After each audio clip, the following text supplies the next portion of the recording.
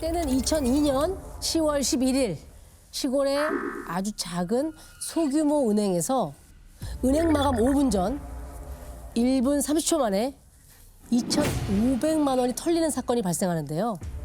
시골의 작은 은행에서 돈이 마감 5분 전에. 마감 5분 전에. 야, 그 틈을 타서. 그리고 범행 발생 16일 만에 범인이 체포돼서 그 정체가 밝혀지면서 한바탕 난리가 납니다.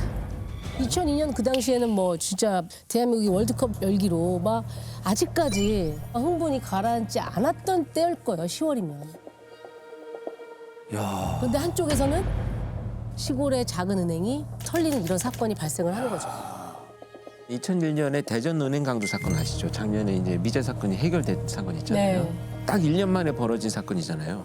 당시에는 CCTV가 많지가 않았고 일단 복면을 쓰고 나타나가지고 차로 도주해버리면 추적이 쉽지 않아요. 16일 만에 수사를 해서 잡았다고 한다면 뭔가 엄청난 지금 수사 대역이 좀 펼쳐지지 않았을까 이런 생각이 듭니다. 아, 역시 예리하십니다. 네. 엄청난 수사력이 동원이 되는데요. 특히나 이 수사에는 예상치 못한 제3의 수사팀이 계속 등장을 합니다. 그날 포천경찰서 강력팀 전원 출동 명령이 떨어졌습니다. 가면서 무전으로 상황을 계속 들어오는데 강도가 총을 들고 은행에 들어와서 실제 총에 맞은 부상자까지 2명이나 발생한 긴박한 사연이었습니다. 현장은 좀 어땠습니까? 범인은 이미 도주한 상태였고요. 부상자는 은행 직원과 고객이었는데 저희가 도착했을 땐 이미 병원으로 이송된 상황이었습니다. 은행 안에는 직원과 고객들이 15명 정도 있었는데 충격을 받아 공포에 떨고 있었습니다. 총에 맞은 부상자가 있었잖아요. 상태는 좀 어땠는지, 무사한지 그게 좀 걸리는데. 범인이 총을 2발 쐈는데 두 분 다 급소를 아슬아슬하게 피해가서 다행히 생명에는 지장이 없었습니다. 아, 무사는 천만다행이네.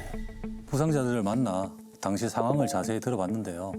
훔으로 도전하던 범인과 고객이 맞닥뜨리자 고객의 하복부에 총을 한 발 쐈고 뒤따라오던 직원한테도 어깨에 한 발 쐈다고 했습니다. 그런데 그 뒤에 생각지도 못한 어마어마한 일이 벌어진 거죠. 응? 이미 총을 쐈는데 더 어마어마한 일이 일어났다고요? 범인이 도로에 연막 수류탄을 던지고 어? 차를 타고 도주했다고 했습니다. 아, 이거 무슨 뭐 전쟁이야 뭐야? 연막탄이 났어요?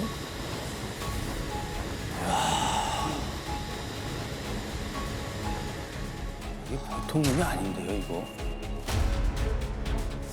자, 은행 마감 5분 전인 오후 3시 55분경에 은행 안 CCTV에 네.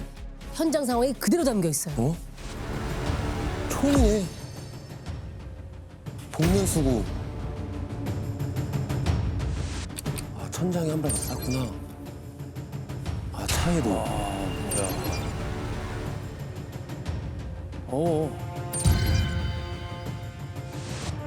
연막탄. 아, 연막탄 자국이요? 총을 갖고 있는데 저 그냥 일반 총 같지 않고 무슨 뭐 깽단이 갖고 있는 총 같은 저는 거 그 있잖아. 권총인 줄 알았는데 나도. 무슨 옛날 그 우리 군대에서 K1 총처럼 이렇게 생겼는데 이게 개머리판 집어넣은 K1 소총 같아요. 아 맞죠 K1 그죠? 총 같아, 좀. 저 개머리판 집어넣은 K1 네. 맞습니다. 범인이 사용한 총이 K1 소총이었습니다. 이 총을 보고 저희는 확신했죠. 범인은 군인이다.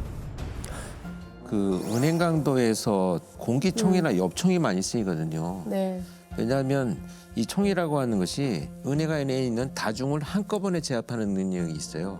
그러니까 칼이나 이런 범행 도구들은 먼 거리에 있는 피해자들을 제압하기가 어렵잖아요. 그래서 항상 이제 총이 많이 사용되기는 하는데 그다음에 이제 부상자들의 생명에 지장이 없었던 걸 보면 사실 그게 과연 우연일까 하는 생각이 들어요. 왜냐하면 지금 일종의 조준 사격을 했을 가능성도 있어요. 모든 사람 다 그 소리 비껴나왔다며. 그렇죠. 아슬아슬하게. 그냥은 아니겠지. 복면까지 써서 얼굴을 아예 알아볼 수 없단 말이에요. 얼굴은 가렸지만 형사님들은 CCTV 안에서 범인이 총 쏘는 자세를 보고 범인의 과거를 추리해냅니다. 자세를 보고요. 그걸 어떻게 알 수 있죠?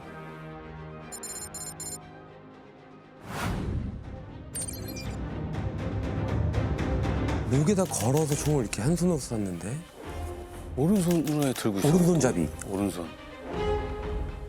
총 잡는 자세를 딱 보니까 일반 군인이 아닌 전현직 특수부대 출신으로 추정했습니다. 아, 특수대요. 뭐가 달랐나요, 자세가? 진짜 전문 스나이퍼처럼 자세를 이렇게 잡는 겁니다. 개머리판을 가슴에 딱 붙여서 밀착해서. 밀착해서. 보통 보면은 이렇게 쏘는데 특수부대 출신들은 딱 밀착해서 아, 조준 사격을 하는 자세죠. 칼각에 총 쏘는데 망설임이 전혀 없었습니다. 아, 그렇게 딱 이렇게 견착하는 모습 보고 그걸 알 수 있었던 거구나. 자, 그래서 군경 합동수사본부가 차려집니다. 일단 현장에서 발견된 실탄 1개와 탄피 6개, 연막탄 피를 수거해서 탄피에 적힌 고유 번호를 분석하도록 맡겼고요. 군 수사대에서는 범행 장소에 인근 부대에서 없어진 무기가 있는지 조사에 들어갔습니다. 자기 부대 무기를 빼돌렸을까? 에이, 그게 가능키나 해요? 그건 안 안 될 것 되는데. 같은데. 가능성이 없지 않아서 추가로 군 수사대에 협조하에 전현직 특수부대에 체형이 비슷한 사람, 채무 문제가 있는 사람, 범행 날짜에 외출을 했거나 무기를 반출한 사람까지도 용인선상에 올려 모두 조사가 진행됐습니다. 그렇죠. 자, 그런데 제가 제3의 수사팀이 있었다고 말씀드렸었죠. 또 투입됐다. 지금부터 그 제3의 수사팀이 속속 등장합니다. 제3의 수사팀이요? 또 협조를 받은 전문 수사팀이 또 따로 있는 거예요? 여기가 시골의 아주 작은 규모의 은행이라고 말씀을 드렸죠. 네네. 그래서 은행을 지키는 청원경찰조차도 없는 곳이었습니다. 아, 청경찰도 없었구나. 그런데 이게 규모만 작았지 이 마을 분들에게는 없어서는 안 되는 아주 핫플레이스였던 거죠. 그래서 문 닫기 5분 전에 고객들이 상당히 많았던 거고요. 아, 제3의 수사팀이 마을 분들 아니에요, 그러면? 저도 수사하면서 깜짝 놀랐습니다. 범인이 도주할 때 타고 간 차량이 한두 분이 본 게 아니었습니다. 그것도 아주 또렷하게 차종에 차량 번호, 조수석 문짝에 스크래치 난 것까지 말씀해 주시더라고요. 범인이 탔던 차량이 흰색 EF 스쿠터인데요. 출시한 지 한 달밖에 안 된 새 차였습니다. 범행 당시 마을에 총소리가 여러 번 울렸고 그걸 듣고 놀라서 집 밖으로 뛰어나온 주민들의 시선이 일제히 이 낯선 새 차에 꽂힌 겁니다. 그래서 생각지도 못한 목격자들이 쏟아져 나오게 된 거죠. 목격자분들 중에서 차량 번호를 다 안다 그랬으니까 금방 잡을 수 있는 거 아닙니까? 저희도 처음에는 그렇게 생각했는데 문제가 하나 있었습니다. 목격자들이 본 번호판이 제대로 된 번호판이 아니더라고요. 아, 그렇겠지. 목격자 말로는 하얀 바탕에 검은 글씨로 차량 번호가 적혀 있었다는데 희한하게 번호판이 반짝였다고 하더라고요. 번호판이 반짝였다? 무슨 말이죠? 반짝이면 빛이 반사돼서 그러나? 위조하는 거죠, 위조. 근데 이 하얀 바탕에 우리 검정 글씨로 나오는 이 번호판은 2003년 9월에 시범적으로 시행이 됐었습니다. 사건이 일어나던 시기에는 이 번호판이 없을 때잖아요. 옛날 번호판 보면은 초록색이에요. 아, 초록색이었죠, 바탕이. 예, 예. 그 위조 번호판조차도 읽어내지 못하도록 빛을 반사하는 것들을 장착을 해서 위변조한 번호판이지 않을까 이렇게 생각이 됩니다. 반짝이는 게 뭘까?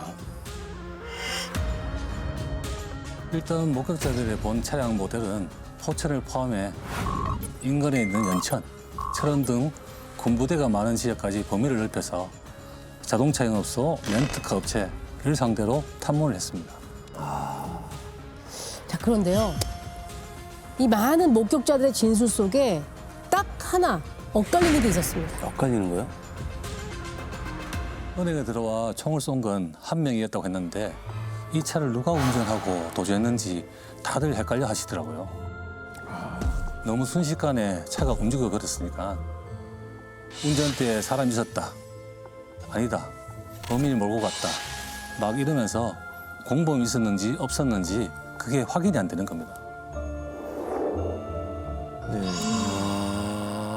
그렇지. 만약에 운전을 다른 사람이 했으면 공범인 거고. 그런 공범이 있었을까요? 공범의 가능성이 충분히 있습니다. 이제 문제는 지금 운전을 누가 했냐 안 했냐가 아니라 무기 조달을 어떻게 했느냐 찾아야 돼요. 총알이나 탄피에 넘버가 적혀 있어가지고 그걸로 이제 추적이 가능하거든요. 근데 군인들이 이런 거 제일 잘 알 거 아니에요. 지금 이 범이 군인이라면 자신이 직접 그거를 가져왔을까? 그러네. 그렇죠. 그럼 공범도 군인일 수 있다. 야, 그게 사실이면 진짜 사건이 점점 엄청 커지는데요. 일단 주범부터 잡아야 잡아야지. 그렇죠. 공범의 유무도 알 그렇죠, 수 그렇죠. 있는 거 아닐까요? 네. 그래서 이 목격자 진술을 토대로 몽타주가 완성이 되고요. 공개 수배가 시작이 됩니다. 그러니 세상이 얼마나 떠들썩했겠어요. 그때 당시 뉴스를 보면 어느 정도였는지 아마 느끼게 되실 겁니다. 경찰은 포천군 1동과 2동, 운천 일대에서 검문 검색과 탐문 수사를 강화하고 있습니다. 몽타주 얼굴이 있네요? 제3의 수사팀이 다 본 거죠. 엄청나다. 문 닫는 소리랑 바로 문 닫는 소리 어떻게 알아요, 그래요? 워낙 크게 들렸어요. 문 닫는 소리가. 어떻게 알아요? 빵 하고 다. 이 집에서 나와서 여기서 잡았는데 그 사람 총을 쏘는 바람에 난사에 여기가 간통돼가지고 총알이 하도 날아오니까 내가 나오지도 못하겠다. 저렇게 보도되고 나니까 사건이 발생했던 마을에서 좀 더 떨어진 곳에서도 제보가 들어왔는데요. 차량과 관련된 결정적인 제보가 하나 접수됐습니다. 사건 당일 오후 4시가 좀 넘은 시간에 도토리를 주우러 산에 갔던 길에 수배 전단지에 적혀있던 흰색 수사 차량을 봤다고 했습니다. 그 산 꼭대기에는 헬기장이 있는데 꼭대기 쪽으로 차가 올라가더니 5분 후에 다시 내려왔다고 했고요. 그래서 저희가 은행이랑 산의 거리를 확인해 봤더니 차로 한 10분 정도 걸리는 겁니다. 바로 그 산으로 달려가서 수색 작업을 펼쳤는데 산 꼭대기 헬기장 인근에서 범행 당시 입었던 옷과 복면, 가방이 발견됐습니다. 타담한 시트지 종이도 나왔는데 아무래도 반짝였던 차량 번호판이 시트지였던 것 같더라고요. 여기는 범인이 가져갔는지 발견되지는 않았고요. 그렇지, 그렇겠지. 그러면 점점 분위기 확실해지네요. 일단 이제 빨리 범인을 잡아야 되는데 특수부대 출신이라면 굉장히 능숙하고 막 다 잘 피해 다닐 것 그 같아요. 가능성이 있죠. 훈련이 돼 있으니까. 훈련이 돼 있으니까. 네. 그런데 결국 잡힙니다. 잡혀요? 네. 아까 차량에 대해서 마을 분들의 제보가 상당히 디테일했잖아요. 히스나고 막 아까 그 스크래치. 스크래치가 있었다까지 정확하게 기억을 하셨잖아요. 네. 그 스크래치. 그게 아주 중요한 단서가 됩니다. 그게요? 네. 저희가 동종 차량 소유자 렌트카 업체를 상대로 수사를 진행하던 중 마침 천안의 한 렌트카 업체에서 사건 당일 끌킨 차량이 반납된 걸 찾았습니다. 기가 막히게 찾았네. 그럼 차량 빌린 사람 누구였습니까?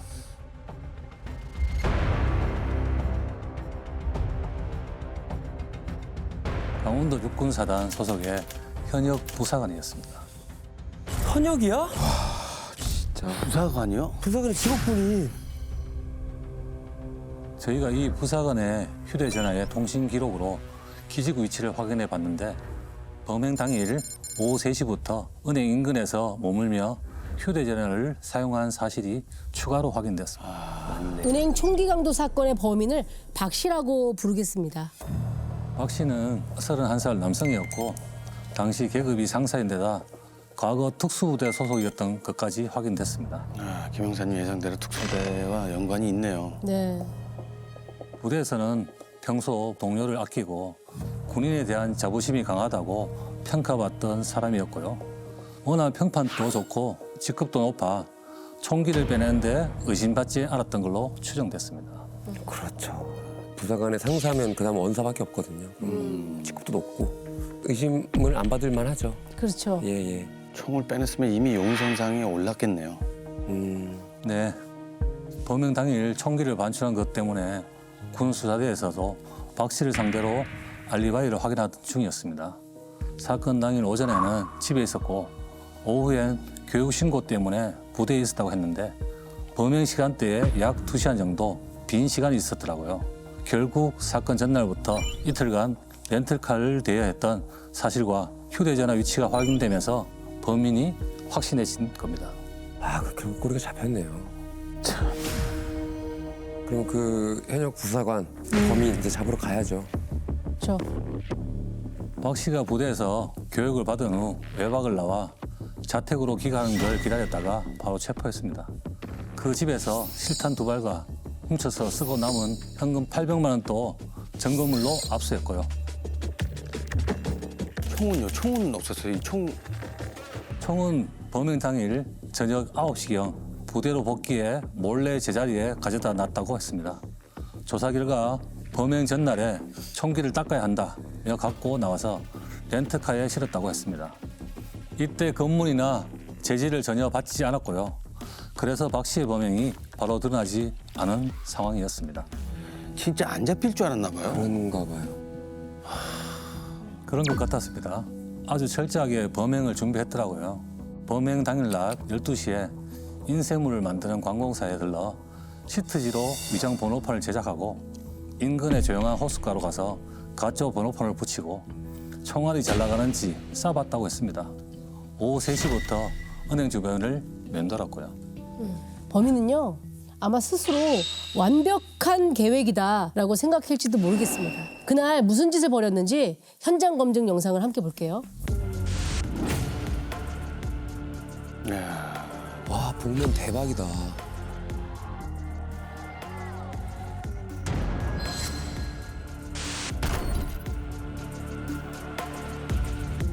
총을 보닛에 숨겼어요. 아, 앞에 본네트에 넣어놨구나.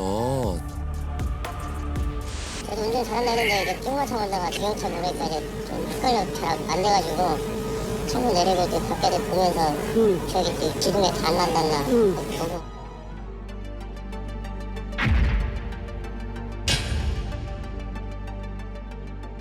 아, 이게 운전 미숙으로 차를 이때 긁은 거구나.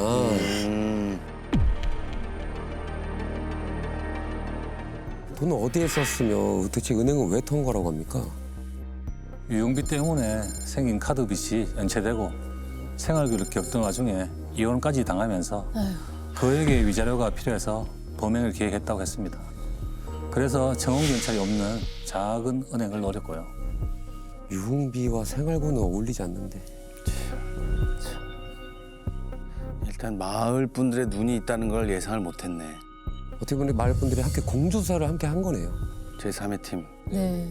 근데 훔친 돈은 어디다 쓴 거예요? 2,500만 원을 털었는데 아까 800만 원만 압수했다고 그러지 않습니까? 네. 일부는 카드빚을 갚고 나머지는 또 유흥비를 사용했다고 합니다.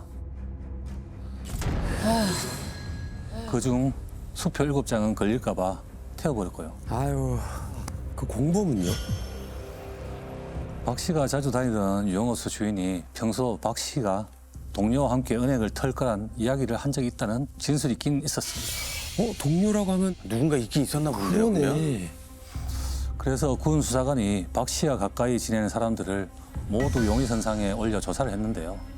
그중 실제로 박 씨한테 은행을 같이 털자는 제안을 받은 지인이 있었는데 그 사람이 실탄을 제공한 게 밝혀졌습니다. 지대한 군인이었고요.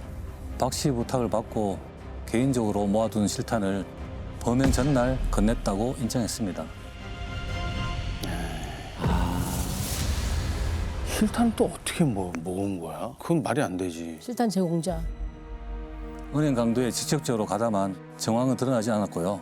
박 씨를 거짓말 탐지기에 7번이나 태웠는데 단독 범인이란 진술에 모두 진실 반응이 나왔습니다. 그 혼자서.